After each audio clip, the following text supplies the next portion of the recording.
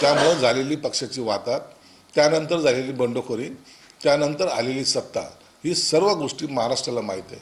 म्हणून सत्ता कशी आली हे त्यांनी नवीन सांगण्याची काही गरज नाही. रात्री 1:30 वाजेपर्यंत तुमची आणि सावेंची बैठक झाल्याचं कळतंय. काय चर्चा झाली, खरंच ही बैठक झाली? निवडणुकीचा काळ आहे, या सगळ्या चर्चा होणारच ना.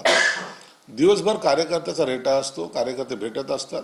म्हणून संध्याकाळच्या वेळेला निवांत थोडंसं बैठून बसून याच्यावर तोडगा काढण्याचा आमचा प्रयत्न आहे. संभाजीनगर हे अत्यंत संवेदनशील शहर आहे. या शहरामध्ये युती ही गरजेची आहे.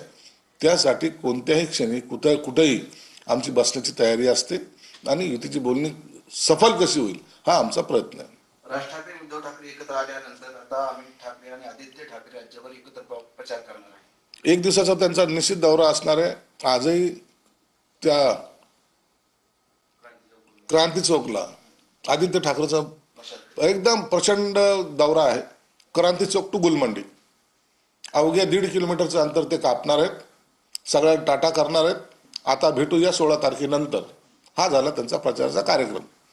म्हणून असे दौरे करून कार्यकर्त्याला उत्साह किंवा त्याला ताकद मिळत नाही हे माहिती असून सुद्धा माझा दौरा झाला हे दाखवण्याचा